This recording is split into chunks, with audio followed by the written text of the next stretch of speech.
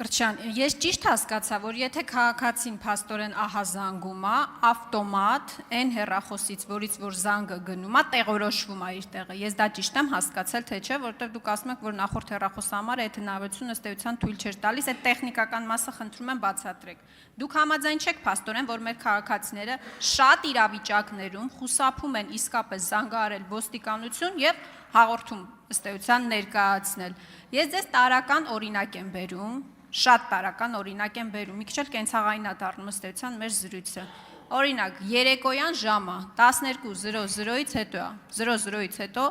ինչ որ երիտասարդների խումբ շենքի բակում բարձր խոսում են իրար հետ, հայոյում են, չգիտեմ ինչեր են անում։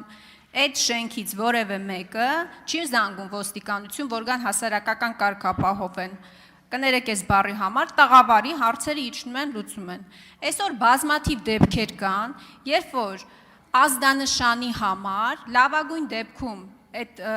բախումը, այսպես կոչված, ավարտվում է վիճաբանությամբ, վատագույն դեպքում դա արժենում է մարդկային կյանք։ Այսինքն, այսպիսի մենք իրավիճակ ունենք, որը էլի ասում եմ, գուցե մեր մենթալիտետով է պայմանավորված, բայց սրանք խնդիրներ են, որոնք խորքային լուծման կարիք ունեն, եւ նաեւ այս մարմինը այդ մասով ինչ որ հետազոտություն անելու է եւ արդյոք լուծումներ առաջարկելու է։ Շնորհակալություն Տիկին Խաման, ասեմ ձեզ, որ այո, օրենքով նախատեսված է, որ հրատապա զանգերը ընդունելու դեպքում մենք կարողանալու ենք տեղորոշել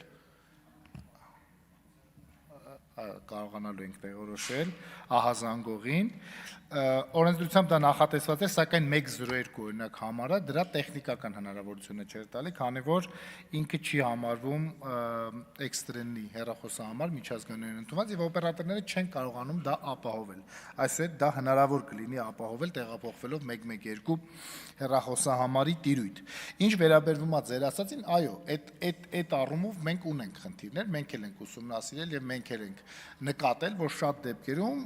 կարող է քաղաքացիները խուսափեն ահազանգ տան եւ դրանց պատճառները մի քանիս են։ Հանրային հարցում են կարել եւ պատճառներին ենք փորձել անդրադառնալ։ Այս ծառայությունը չէ, բայց հանցավորության կանխարգելման ռազմավարություն են մշակվում, որ առաջիկայում կներկայացվի կառավարության հավանության եւ այստեղ մենք անդրադարձ կատարում ենք։ Այո, քաղաքացիների կրթությանը, քաղաքացիական հասարակության վարկագիծ դրսևորեն, ինչպես նաեւ իրավապահ մարմինների կողմից առավել կոմֆորտ իրավիճակում այդ ահազանգերը սպասարկելու։